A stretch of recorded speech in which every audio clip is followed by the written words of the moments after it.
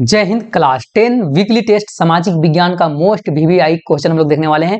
Set 1 और इसके बाद सेट 2, दो सेट है और दोनों सेट अगर आप लोग देख के जाते हैं तो यहाँ से 100% क्वेश्चन है कि यहीं से आप लोग का क्वेश्चन मिल जाएगा, है ना। बहुत सारा क्वेश्चन जो है कि मैच करेगा और बहुत कोई बोलते हैं कि नहीं से हम लोग जो है वो जे गुरुजी से क्वेश्चन जो है वहां से हम लोग सेट करते हैं, तो वैसा बिल्कुल कुछ नहीं है, हाँ। क्योंकि देखिए यहाँ बात पहले समझिए कि पहले से जेसीईआरटी के द्वारा सिलेबस दे चुका है ना। और इस सिलेबस में जो है इस मंथ में हम लोग का जो अक्टूबर में जो पढ़ना था, अक्टूबर मंथ से ही जो है क्वेश्चन पूछेगा। उसमें जो था वो औद्योगिकरण का युग और मुद्रा और साख, दो ही चैप्टर मात्र है और यही दोनों से जो है क्वेश्चन पूछेगा, क्योंकि सिलेबस में यही पढ़ना था। अब हम लोग जो क्वेश्चन तैयार करते हैं तो यही दो चैप्टर से तैयार करेंगे। अब बहुत सारा क्वेश्चन जो है मैच कर जाता है, तो कुछ यूट्यूबर का जलन होता है कि नहीं से आप लोग जो है वो ये जय गुरुजी से क्वेश्चन आप लोग को मिलता है और क्वेश्चन सेट कर देते हैं, तो बिल्कुल वैसा नहीं है ना। अगर वैसा रहता तो हम लोग इतना इतना क्वेश्चन नहीं सेट करते और इतना सेट 1 सेट 2 नहीं करके बनाते। तो आप वीडियो को पूरा देखिए, सेट 1 है, सेट 2 भी देखिए, और जो भी क्वेश्चन है यहाँ बोर्ड एग्जाम फाइनल के लिए और वीकली टेस्ट दोनों के लिए मोस्ट वीवीआई क्वेश्चन है। तो आप वीडियो के साथ पूरा बने रहिए, एक भी क्वेश्चन जो है छोड़िए नहीं। क्या पता कि जिस क्वेश्चन में आप वीडियो को स्किप कर दिए हैं और वही क्वेश्चन आ गया, तो वीडियो को पूरा एक एक करके देखिए, आप लोग बहुत बढ़िया से समझ में आ जाएगा। और अगर आप चैनल में पहली बार आए हैं, है ना, चैनल में अगर पहली बार विजिट किए हैं तो इस चैनल के साथ में जुड़े रहिए, आपको बहुत बहुत इस चैनल से बेनिफिट मिलने वाला है। 10th ही नहीं बल्कि 11th 12th आप ग्रेजुएशन भी कीजिएगा तो भी इस चैनल पर जो है आप लोग का पूरा के पूरा तरह से सहायता किया जाएगा हर एक फील्ड में आपका। तो फिर हम लोग फिलहाल शुरू करते हैं वीडियो को। और इसमें पहला क्वेश्चन आता है कि इंग्लैंड में सबसे पहले कारखाना कब खुला था। अभी तक अगर आप लाइक नहीं किए ना तो वीडियो को जरूर से जरूर लाइक कीजिए, अपने दोस्तों के साथ शेयर कीजिए और बेल आइकन को जरूर से जरूर जो है वो ऑन करके रखिएगा चैनल को सब्सक्राइब करके, ताकि आप वीडियो कोई भी नया क्वेश्चन इंपॉर्टेंट क्वेश्चन आए तो तुरंत आप लोग उसको देख पाए। तो इंग्लैंड में सबसे पहले जो है कारखाना खुला था 1730 ईस्वी में, तो इसका सही आंसर हो जाएगा 1730 ईस्वी। नेक्स्ट आता है कि विश्व का सबसे बड़ा उद्योग कौन सा है ना। तो हाँ, तो विश्व का सबसे बड़ा उद्योग जो है लौह इस्पात, है ना। लौह इस्पात देखिए पूरा दुनिया जो है ना लोहे पर टिका हुआ है ना। अधिकतर से अधिकतर चीज आप लोग गाड़ी से देखे, कोई भी चीज ना, अधिकतर फैक्ट्री जितना भी चीज है वो लोहा से ही जुड़ा हुआ है। निम्न में से कौन मानव जनित आपदा है, मतलब मनुष्य के द्वारा जो है ये कौन सा आपदा आता है। तो सांप्रदायिक दंगा, ये भी तो मनुष्य के द्वारा ही आता है। आतंकवाद तो ये मनुष्य ही करता है, महामारी भी आता है मनुष्य के चलते। तो इनमें से सभी इसका सही आंसर हो जाएगा। नेक्स्ट प्रश्न आता है कि मुंबई में पहली कपड़ा मिल कब स्थापित किया था, है ना। मुंबई में सबसे पहले, मुंबई में कपड़ा मिल जो था सबसे पहले कब जो है स्थापित किया गया था, तो इसका आंसर हो जाएगा आपका 1854 ईस्वी में। हाँ जी हाँ, 1854 ईस्वी में इसका सही आंसर हो जाएगा। नेक्स्ट प्रश्न आता है कि भाप का इंजन, है ना, भाप का इंजन का आविष्कार जो है किसके द्वारा किया गया था, तो जेम्स वाट के द्वारा किया गया था, तो इसका सही आंसर हो जाएगा जेम्स वाट। नेक्स्ट प्रश्न आता है कि निम्नलिखित में से कौन मुद्रा का कार्य नहीं है, मतलब मुद्रा का काम कौन नहीं है यहाँ में से। तो मुद्रा का जो काम नहीं है मूल्य का स्थिरीकरण, है ना। मुद्रा जो है मूल्य को, कोई भी चीज का कीमत को जो है वो स्थिर नहीं रख पाएगा। नेक्स्ट आता है कि मुद्रा का आधुनिक रूप क्या है, तो चेक, क्रेडिट कार्ड, कागजी मुद्रा, ये सारा चीज हो जाएगा। अभी जो है आधुनिक अगर बोला जाए तो चेक, कागजी मुद्रा से लेके क्रेडिट कार्ड सारा चीज जो है अभी। नेक्स्ट आता है कि बैंक से ऋण प्राप्त करने में लाभ, है ना। बैंक से ऋण प्राप्त करने में जो है वो लाभ है ना, किस तरह का लाभ होता है, तो लंबी अवधि हेतु ऋण प्राप्ति, लंबा समय के लिए मिलता है, शोषण का भय नहीं, कम ब्याज पर, तो उपयुक्त सभी हो जाएगा। अभी तक अगर चैनल में जो है नए आए हैं तो जरूर से जरूर सब्सक्राइब कीजिए, अगर सब्सक्राइब नहीं किया तो लाइक का बटन दबा के दोस्तों के साथ जरूर से जरूर शेयर कर दीजिए। अगर आप टेलीग्राम या व्हाट्सएप ग्रुप में नहीं जुड़े हुए हैं तो वहां जुड़ सकते हैं, वहां आप लोग का इंपॉर्टेंट पीडीएफ मिलता है, तो उधर भी आप जुड़े रहिए। नेक्स्ट आता है मुद्रा का, है ना। मुद्रा का महत्व है तो उत्पादन एवं उपभोग में सुविधा होता है, या वो विनिमय के माध्यम का कार्य करता है, या फिर तो वस्तु विनिमय जो है प्रणाली को, कठिनाइयों को दूर करता है, या उपयुक्त सभी। तो उपयुक्त सभी इसका सही आंसर हो जाएगा ना। लास्ट 10वां प्रश्न आता है कि केंद्रीय बैंक, है ना, भारतीय रिजर्व बैंक है ना। भारतीय रिजर्व बैंक कौन सा बैंक है, तो केंद्रीय बैंक है, जिसका सही आंसर हो जाएगा केंद्रीय बैंक, है ना। सभी बैंकों का बैंक जो है वो रिजर्व बैंक ऑफ इंडिया है। एक्स्ट्रा भी वीवीआई क्वेश्चन है, एक्स्ट्रा बहुत इंपॉर्टेंट ये भी प्रश्न है, आप पूरा देखिए। इस प्रश्न को भी एक्स्ट्रा में 10-11 क्वेश्चन है। प्रश्न आता है कि ऋण की शर्तें को सम्मिलित है ना। ऋण की शर्तें सम्मिलित है तो आवश्यक कागजात, ऋण अगर लिया जाता है तो आपको जो है वो कागजात भी चाहिए, समर्थन ऋण धार भी चाहिए, ब्याज का निर्धारण, ये सारा चीज चाहिए, तो उपयुक्त सभी हो जाएगा। नेक्स्ट प्रश्न आता है कि भारत में मुद्रा जारी करने का कार्य कौन करता है। हाँ, पैसा को कौन मतलब छापता है, पैसा छापने का जो है वो कार्य कौन करता है, तो भारतीय रिजर्व बैंक। अभी तक अगर आप लाइक नहीं किए तो जरूर से जरूर लाइक कीजिए, दोस्तों का शेयर कीजिए और टेलीग्राम और व्हाट्सएप ग्रुप में जल्दी से जल्दी जुड़ जाइए, ताकि वहां से आप लोग जो है वो क्वेश्चन मिल पाए पीडीएफ। तो भारतीय रिजर्व बैंक इसका सही आंसर हो जाएगा। नेक्स्ट प्रश्न आता है कि ऋण की शर्तें में सम्मिलित है, ब्याज दर रहता है, समर्थक ऋण धार रहता है, आवश्यक कागजात रहता है, उपयुक्त सभी। इसका क्वेश्चन पीछे हो चुका था, है ना, दोबारा टाइप हो गया है। धन के आधुनिक रूप क्या है ना, धन अभी जो है पैसा जो है आधुनिक रूप क्या है, तो मुद्रा है ना, प्लास्टिक मनी, है ना, कागज मनी, जो डिमांड डिपॉजिट, उपरोक्त सभी इसका सही आंसर हो जाएगा। नेक्स्ट आता है क्षेत्रीय ग्रामीण बैंकों में, है ना, सॉरी, क्षेत्रीय ग्रामीण बैंकों को, है ना, खाली स्थान है ना, बैंकों को खाली स्थान में स्थापित किया गया था। मतलब देखिए क्षेत्रीय ग्रामीण बैंक को कब स्थापित किया गया था, क्वेश्चन ये पूछ रहा है ना, क्षेत्रीय बैंक को जो है वो कब स्थापित किया गया था। जी हाँ, तो इसका सही आंसर हो जाएगा वो 1969 ईस्वी में सही आंसर हो जाएगा। हाँ, 1969 ईस्वी में।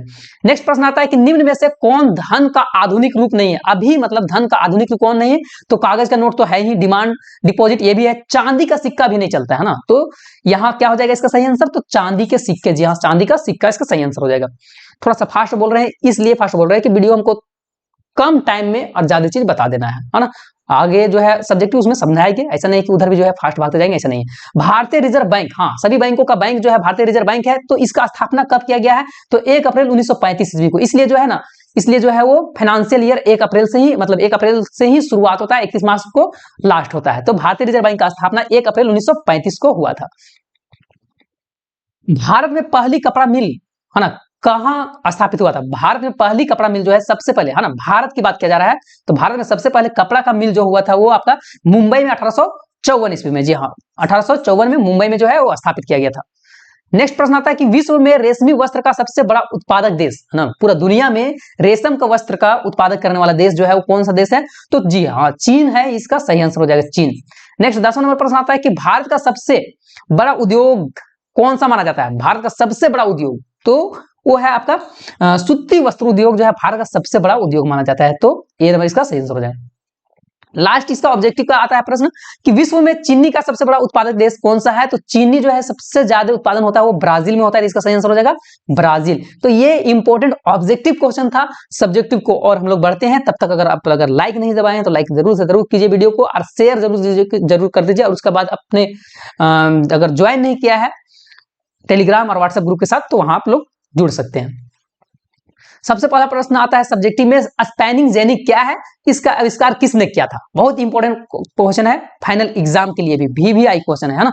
तो स्पैनिंग जेनी क्या है, तो स्पैनिंग जेनी का आविष्कार जो है 1764 ईस्वी में किया गया है ना। 1764 ईस्वी में स्पैनिंग जेनी मशीन का जो है वो आविष्कार किया गया है। और ये जो है वो यह क्या है, तो यह एक वस्त्र उद्योग में काम आने वाला ऐसा मशीन है जिससे जो है एक कामगार के एक साथ में कई, है ना, तकलियों पर काम कर सकता है। जब पहिया घूमता था तो सारी तकलियां भी घूमता था। तो इस तरह मतलब यहाँ अगर जनरली अगर समझा जाए, है ना, जनरली अगर समझा जाए अपने ही भाषा में, तो ये जो स्पैनिंग जेनी मशीन है ना, वो सूत काटने, है ना, सूत आप लोग जानते होंगे, है ना, तो सूत काटने की काम करता था, मतलब ये धागा बनाने की काम करता था, है ना, स्पैनिंग जेनी मशीन। औद्योगिक क्रांति सर्वप्रथम कब और कहां प्रारंभ हुआ। औद्योगिक क्रांति सबसे पहले कहां आया था, तो औद्योगिक क्रांति की शुरुआत 18वीं सदी में ग्रेट ब्रिटेन में हुआ था। कहां हुआ था, 18वीं सदी में ग्रेट ब्रिटेन से स्टार्टिंग हुआ औद्योगिक क्रांति सबसे पहले, है ना। नेक्स्ट प्रश्न हम लोग देखते हैं, तो आगे आता है कि ब्रिटेन में, ये भी बहुत ज्यादा इंपॉर्टेंट प्रश्न है ना। ब्रिटेन की महिलाएं कामगारों ने स्पैनिंग जेनी मशीन पर हमला कर दिया। क्यों किया था, तो इंग्लैंड में महिलाओं ने स्पैनिंग जेनी मशीन पर जो है हमला किया था, क्योंकि इससे काम तेजी से होता था, है ना। अब मशीन से जब काम तेजी से हो रहा है तो श्रम की मांग में कमी हो गया, मतलब लेबर लोग का ज्यादा लगा नहीं रहा था काम में, और इसलिए महिलाओं का काम से बाहर निकाल भी दिया जाता था। स्पैनिंग जेनी जब मशीन आ गया तो महिलाओं को काम से बाहर निकाल दिया जाने लगा और मशीन से काम करवाने लगा, तो ऐसे में महिलाएं बेरोजगार हो जाती। इसलिए जो है वहां की महिलाएं खासकर कपड़ा उद्योग में स्पैनिंग जेनी मशीन का कपड़ा कताई के काम में लगता था, तो उसमें जो है मशीन की वजह से महिलाओं को निकाल दिया जाता था, है ना, उद्योग से। तो इसलिए जो है ये लोग विरोध करने लगी वहां की महिलाएं, है ना, कि नहीं मशीन नहीं चलेगा, क्योंकि हम लोग का रोजगार छीन जाएगा इस वजह से। नेक्स्ट आता है कि वस्तु विनिमय प्रणाली क्या है, इसका दोष या कठिनाइयां बताना है। तो वस्तु विनिमय प्रणाली के अंतर्गत वस्तुओं पर कर नहीं वसूला जाता, है ना। देखिए वस्तु विनिमय प्रणाली क्या है, तो जब वस्तु विनिमय हो रहा है तो इस पर जो है कर, है ना, वसूली जो है वो कर जो है टैक्स नहीं दिया जा सकता था, क्योंकि इन्हें अधिक समय तक भंडारित नहीं रखा जा सकता था। इस व्यवस्था में धन का हस्तांतरण भी लोगों के लिए एक समस्या बन जाता था। उदाहरण के लिए एक व्यक्ति गुजरात से अहमदाबाद 1000 गाय लेके जाना चाहता है, तो उसको कितना 1000 गाय ले जाने में कितना परेशानी होगा, है ना। इसलिए जो है वो ये सब बहुत दिक्कत होता था, है ना, वस्तु विनिमय का। नेक्स्ट आता है मोस्ट वीवीआई टॉप क्वेश्चन, भारतीय रिजर्व बैंक अन्य बैंकों पर किस तरह से नजर रखता है। सभी बैंकों का बैंक कौन होता है ना। अगर बोला जाए कि बैंकों का बैंक मतलब बैंक का बाप जो होता है वो रिजर्व बैंक ऑफ इंडिया, भारतीय रिजर्व बैंक है ना। तो ये किस तरह से जो है अन्य बैंकों पर नियंत्रण रखता है। तो बैंक को अपनी जमा राशि का 15% भाग नगद के रूप में रखना पड़ता है। कोई भी बैंक जो है वो क्या करता है, जो जनरल बैंक है वो जितना पैसा उसका पास जमा हुआ है उसमें से 15% ही अपना पास रख सकता है ना। और बाकी का पैसा जो है उसको आरबीआई को या किसी को ऋण के रूप में देना पड़ता है। भारतीय रिजर्व बैंक द्वारा दिए गए ऋणों पर निगरानी भी रखता है ना। अगर भारतीय रिजर्व बैंक जो है वो अन्य बैंक जो है वो किसको किसको ऋण दे रहा है वो सारा पर भी जो है वो निगरानी रखता है, देखरेख करता है। अमीर और गरीब में किस प्रकार का भेदभाव, किसी भी प्रकार का भेदभाव ना हो, इसका भी देखरेख आरबीआई करते रहता है, ठीक है। और वह समय समय पर जानकारी जो है भारतीय रिजर्व बैंक को मतलब देते रहते हैं, जो जनरल बैंक रहते हैं वो सब, ठीक है। और इस प्रकार से भारतीय रिजर्व बैंक अन्य बैंकों पर निगरानी रखता है ताकि सभी बैंक बिना किसी भेदभाव के समान शर्त जो है वो ऋण को आम आदमी को दे सके। नेक्स्ट प्रश्न आता है कि सूरत बंदरगाह, है ना, ये भी बहुत इंपॉर्टेंट क्वेश्चन है, ये भी बहुत बार आ चुका है। सूरत बंदरगाह 18वीं सदी के अंत तक हाशिया में पहुंच गया था, मतलब सूरत बंदरगाह जो था 18वीं सदी तक जो है वो एकदम मतलब खत्म हो गया था। तो इसका क्या वजह था। तो 18वीं शताब्दी के अंत तक सूरत बंदरगाह में गिरावट आई थी क्योंकि भारत में यूरोपीय कंपनियों का प्रवेश हुआ था और 18वीं शताब्दी में स्थानीय व्यापारियों ने अपना उत्पादन बेचने के लिए सूरत बंदरगाह पर कब्जा कर लिया था, ये वजह था। और यूरोपीय कंपनियां के प्रवेश के बाद सूरत बंदरगाह जो था स्थानीय व्यापारियों के व्यापार में गिरावट आ गया था। तो ये इसका सही आंसर हो गया। तो आई होप कि आप लोग का वीडियो का क्वेश्चन जो है वो समझ में आया होगा। और एक सेट और है सेट 2, वहां जरूर से जरूर देखिएगा, वहां भी बहुत इंपॉर्टेंट क्वेश्चन है। तो फिर तब तक के लिए जय हिंद, मिलते हैं फिर नेक्स्ट वीडियो में।